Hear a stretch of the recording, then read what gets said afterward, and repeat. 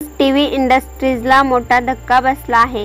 एकीकडे प्रेक्षकांना प्रिय असलेली आणि घराघरात ओळखली जाणारी अभिनेत्री अचानक आपल्यातून जाणं ही अतिशय वेदनादायी गोष्ट ठरली। साल 1987 ची एक सुहानी सकाळ होती।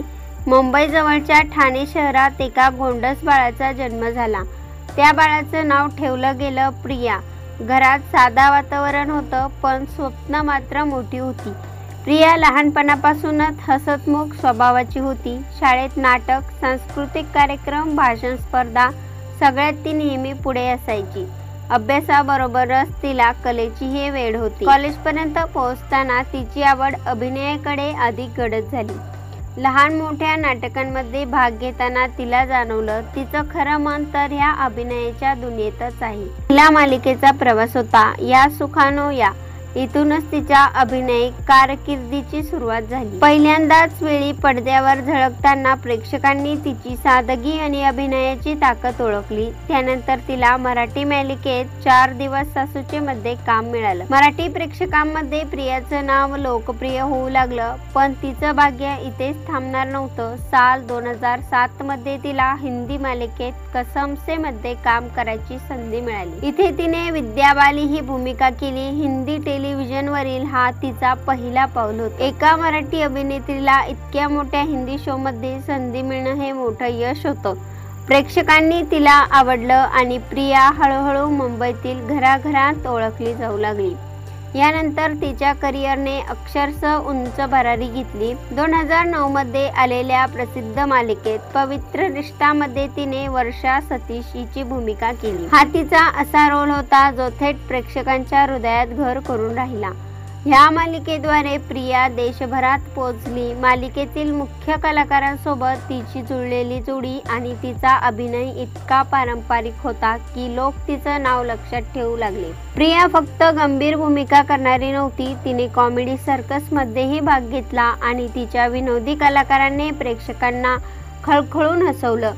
पुढे ती बड़े अच्छे लगते हैं, सावधान इंडिया, उतरण, भारत का वीर पुत्र, महाराणा प्रताप अशा अनेक मालिकेंचा भाग झाली। मराठीतही तू तिथे मी ह्या मालिकेत तिने निगेटिव्ह भूमिका करून प्रेक्षकांना आश्चर्यचकित केलं। हिंदी मालिकेत तिने साथ निभाना साथिया मध्ये भवानी राठोड ही ताकदीची भूमिका करून सर्वांना थक्क केली।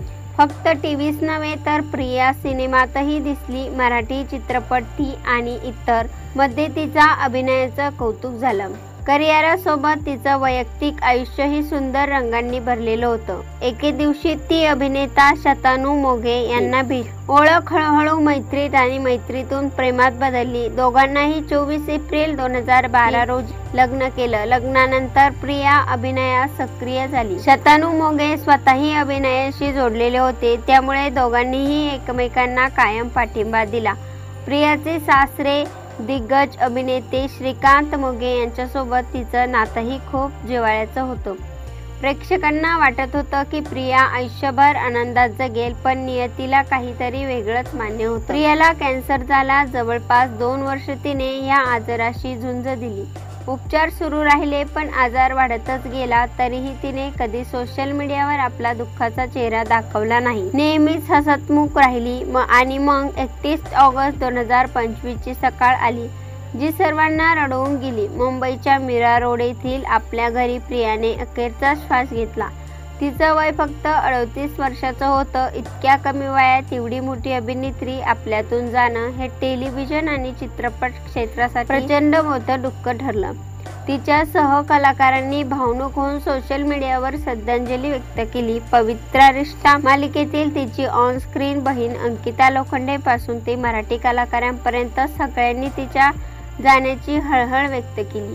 आज प्रिया मराठे आपल्यात नाही, पण तिच्या केलेल्या भूमिका, तिचं हसू, तिची साधी स्वभावशैली आणि तिचं मेहनती आयुष्य नेहमी आठवलं जाईल। ठाण्यासारख्या साध्या शहरातून आलेली एक मुलगी, जिने आपल्या मेहनतीने आणि जिद्दीने मराठी आणि हिंदी टेलिव्हिजन जगताना स्वतःची वेगळी ओळख निर्माण केली। हीच आहे खरी प्रिया मराठेची कहाणी। ही घटना ऐकून याविषयी आपल्याला काय वाटतं, आपली प्रतिक्रिया नक्की कळवा। आणि ह्या यूट्यूब चॅनलवरती तुम्ही पहिल्यांदा आला असाल तर चॅनलला सबस्क्राईब करून बेल आयकॉनवरती प्रेस करा आणि अशाच येणाऱ्या नवनवीन व्हिडिओचे नोटिफिकेशन मिळवा। धन्यवाद।